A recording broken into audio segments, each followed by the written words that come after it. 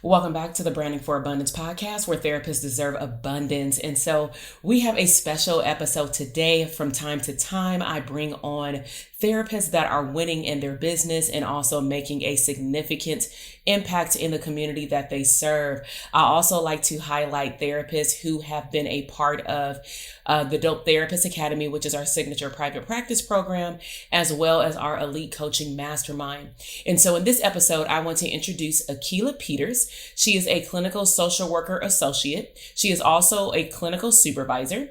Akilah works with transitional age youth and millennial adults to provide therapeutic services, including but not limited to individual, group therapy, and events for parents and services for schools and the community. Her mental health treatment is designed to address stress management, emotional blocks, and trauma. And her sole focus in clinical practice helps her clients discover opportunities that cultivate growth. And her mission is to help her clients win within the scopes of mental health and spirituality. Let's dive into today's episode.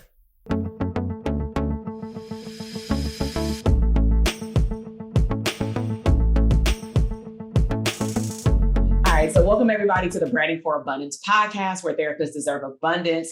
We have brought in more special guests for the Abundance series. And today I want to introduce an awesome associate clinical social worker. She's also a clinical supervisor, and she's out here in Southern Cali with me. And so she's also part of my mastermind. You've heard a little bit about her during the intro, and I want to welcome Akilah to the podcast. So welcome, Akilah. Hi, Dr. TK. Good morning. Thanks for having me. So excited. Yes. All right. So they've heard a little bit about your intro, but I always like the therapists when they're on the podcast, audio and visual for YouTube, to reintroduce yourself. And so can you tell our listeners and viewers a little bit about yourself in terms of like title and what you're doing right now in your career? Sure. So hi, everyone. I'm Akilah. I'm an associate clinical social worker. I am also a clinical supervisor right now at a local high school. I am based in Southern California, born and raised actually in Southern California. And I also work with, young adults and youth on a daily basis. Yes, we're definitely going to tap into it because I know that that's part of your expertise is in terms of youth and like the millennials. And so when I have therapists on, I love to go all the way back because I'm always curious to for therapists to share how they got into this field. And so what attracted you to psychology initially when you started? Oh my goodness. So originally I actually wanted to be a lawyer, and when I realized of the research piece, I was like, oh no, I'm not about that life. so around 2011, I had actually it was 2010, I had a professor and she was a PsyD. And I was like, what is a PsyD? She was fabulous. I identified well with her, and she really prompted me and helped me see there were options outside of what I was currently doing, as a PO, to transitioning over into the mental health world. So I went from there and went into a graduate program and actually after I graduated in 2014, I just kept doing what I was doing and circled back around in 2018 when I couldn't ignore the calling anymore. Exactly. So you said PO. Let people know what that means. I know some people may know.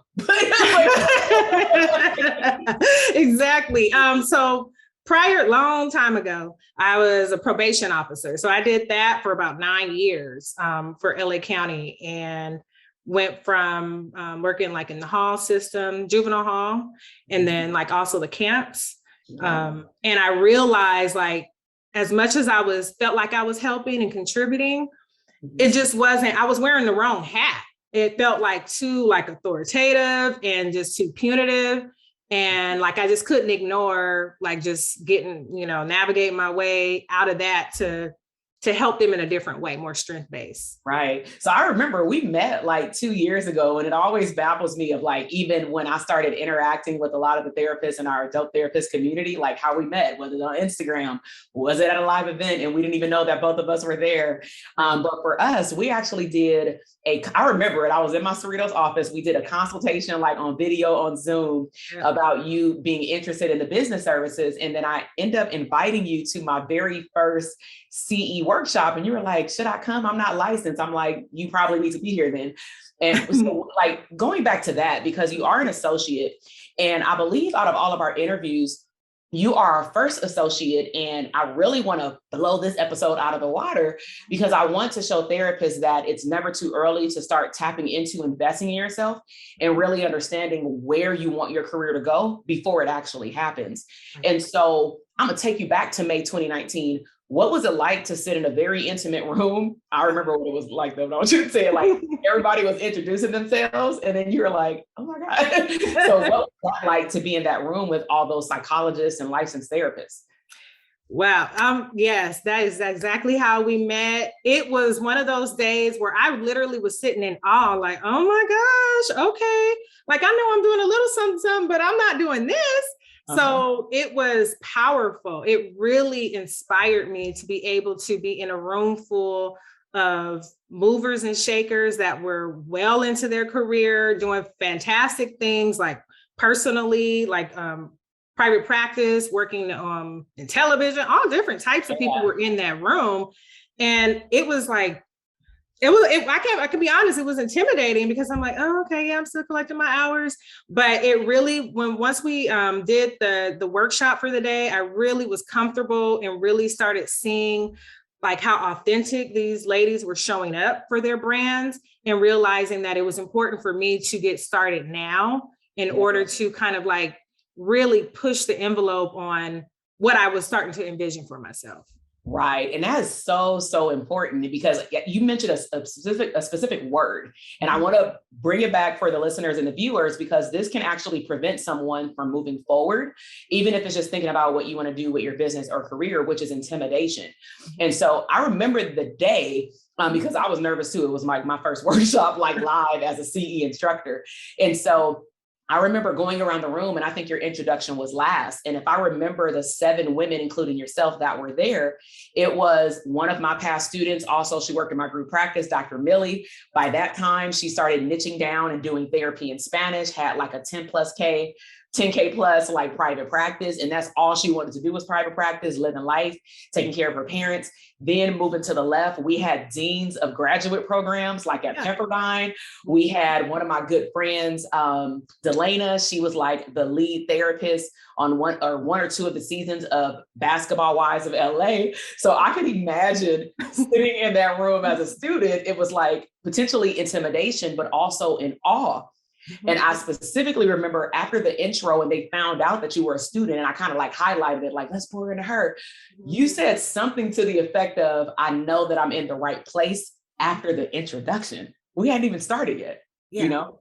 Because it hit me like, bam, it was that much positive energy and that much support coming from all directions in that room.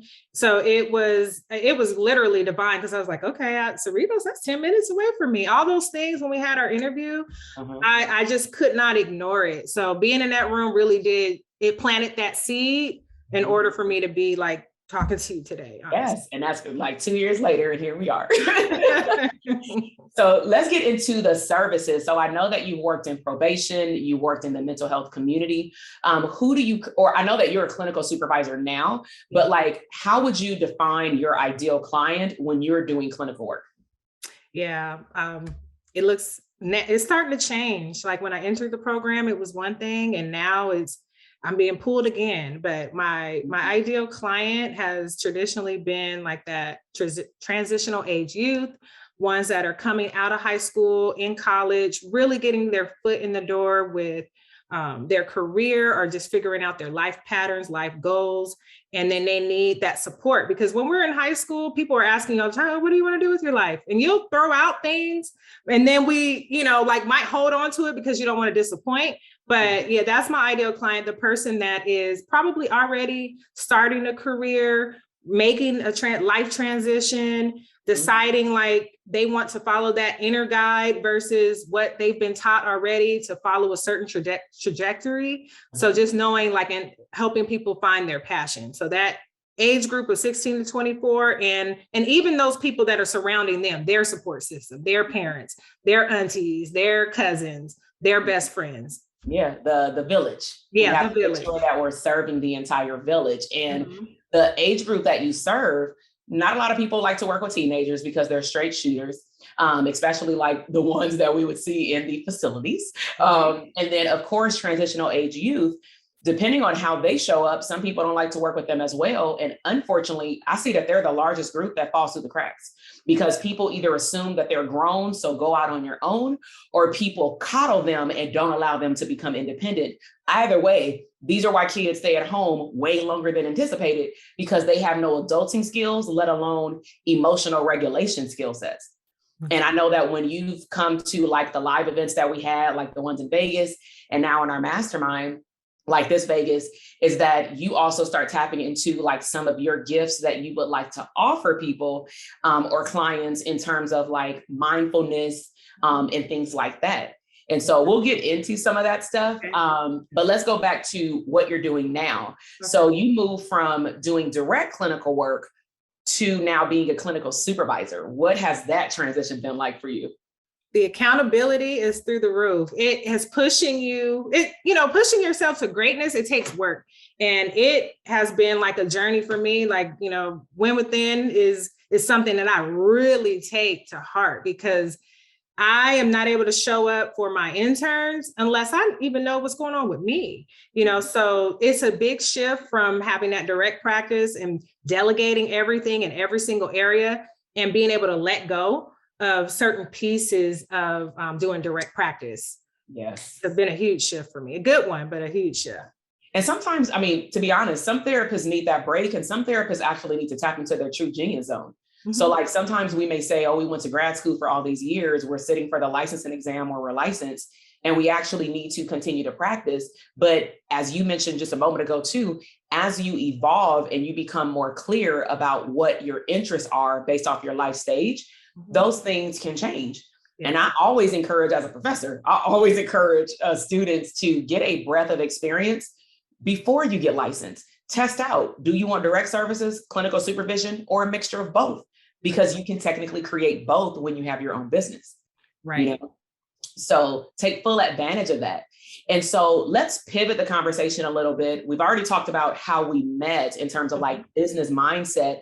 What has it been like moving beyond that CE workshop to being you were part of my first membership, the Dope Therapist Tribe, to just understand business and streams of income, to then learning how to scale a business, still as an associate? What has that year and a half been like for you? It's been fast. When I was thinking about like today, and I'm like, oh my gosh, when I first met Dr. TK, this wasn't even in my head. It was, but not to this magnitude. So the manifestation that has happened, and you even just implementing some of these things about creating abundance is like a theme I know that we talk about so much. And that was like the strong attraction. I'm like, that's what I really want. So I know I have to put in that work, learning how to be consistent, which is a work still in progress as I go through this. So it's like that. Let me move along. Let me go along and be in alignment with what I keep saying I want. Let me stop pivoting away and actually lean into some of those things. Showing up as the best version of ourselves.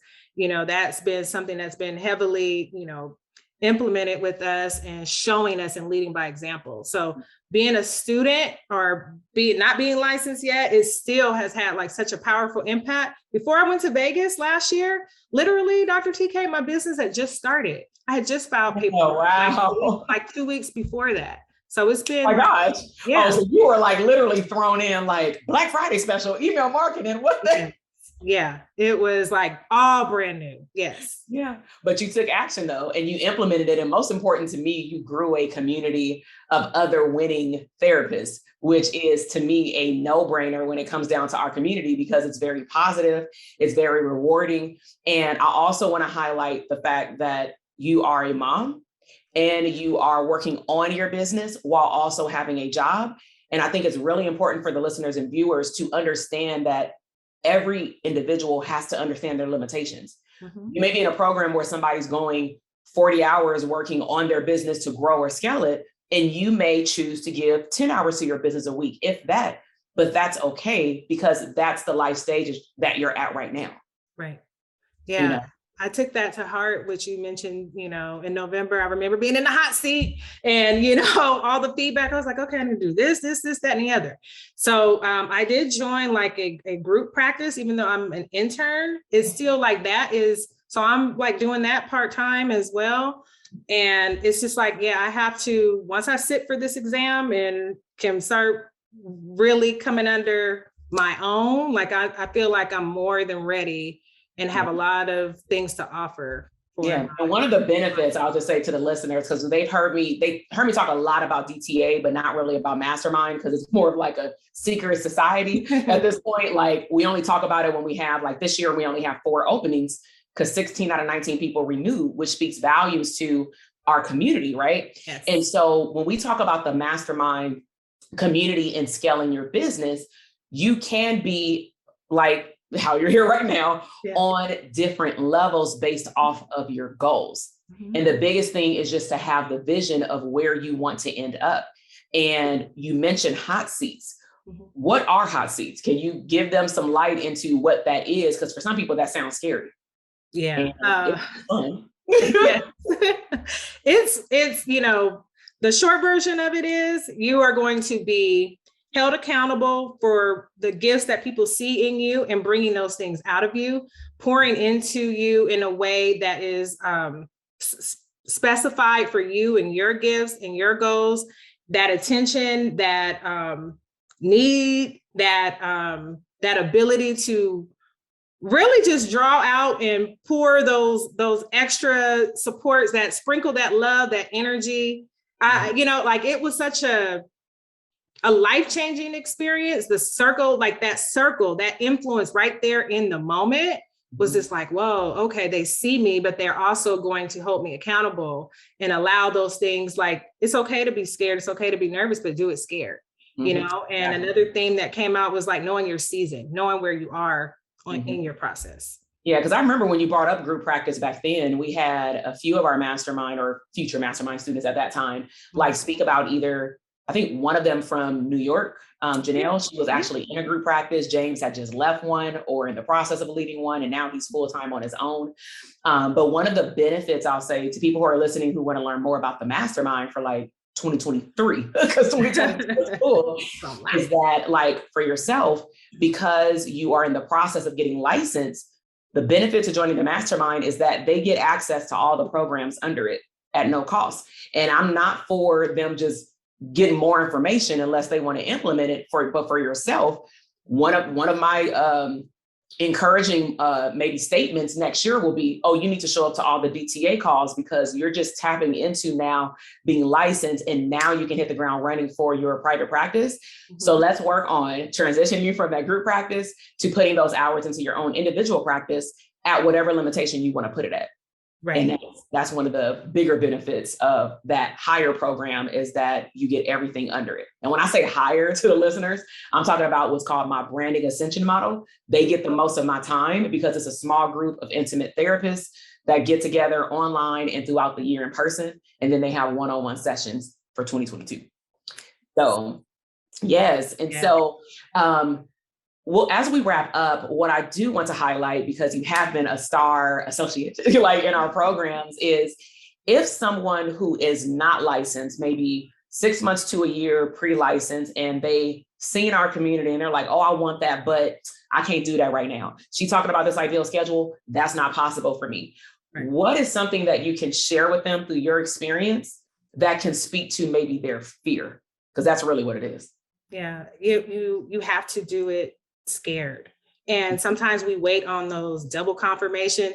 This is your double confirmation. You know, sometimes we'll find a podcast or whatever. I'm like, oh, if they say this or they say that, then it's meant to be. It is meant to be. You know, you are able to move your goals further and make it more tangible and real when you actually align with the people that are meant to be on your path.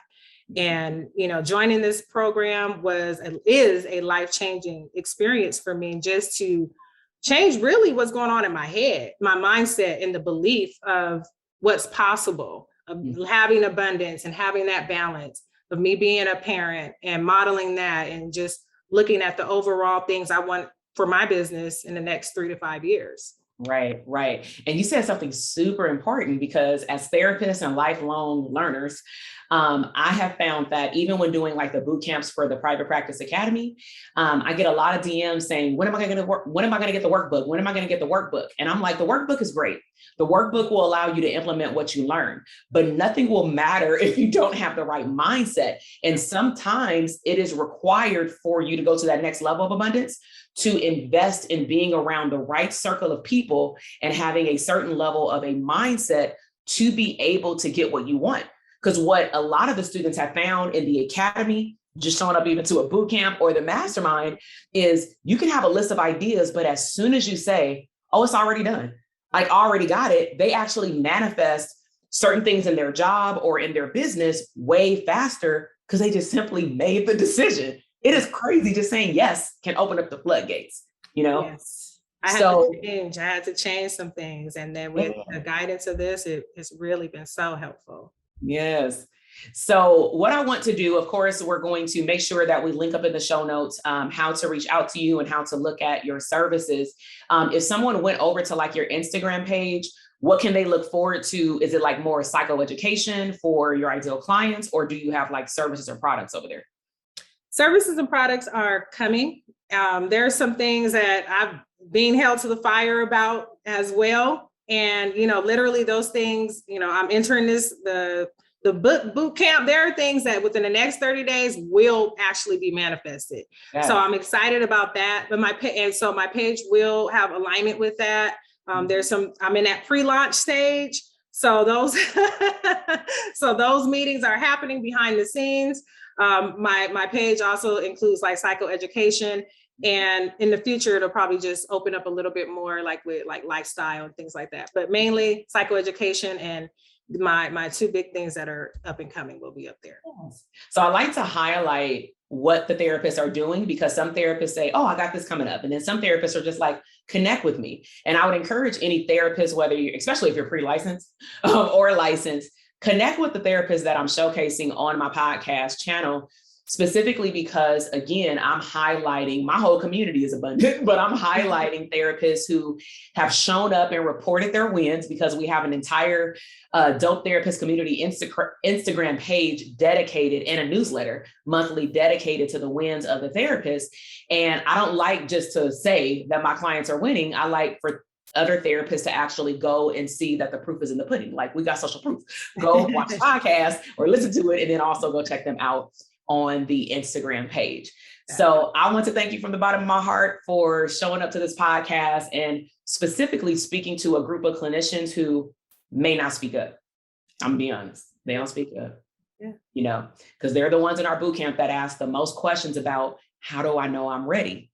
And as she had mentioned, and you may have, the listeners or viewers, especially on YouTube, may have seen Dr. Rochelle in like snippets of testimonials. She also is a person who started working with me. I don't know if you knew this. Dr. Rochelle started working with me from New York 2 years before she got licensed. No. 2 years. My goodness. Yeah, she worked with me one-on-one. I gave her a few shout outs in like some past podcasts. She was my first client in New York when I declared that I was bicoastal, you know? Right. So it was my first one-on-one out there. Mm-hmm. And then when I opened up DTA for the second cohort, I sent her a text message in New York. And I was like, yo, I'm about to open up another cohort. Do you want to join it at like an alumni type deal? And she was like, for sure. Other therapists, because she was by herself. the first time. So that's how she got looped in. Then she joined the tribe because she was just like, I want to be connected to all these licensed people. And then we pushed her mindset wise. And then she ended up getting licensed last year, I think. Yeah, last year. Amazing. So she hit the ground running when she did Elite. And now, I mean, in May, she reported she hit 12K because of that end of month form that I have them, I have you guys do. EOM, I'm like, y'all better do that for her. And when she did, she was like, yo, I hit $12,000. I was like, in May.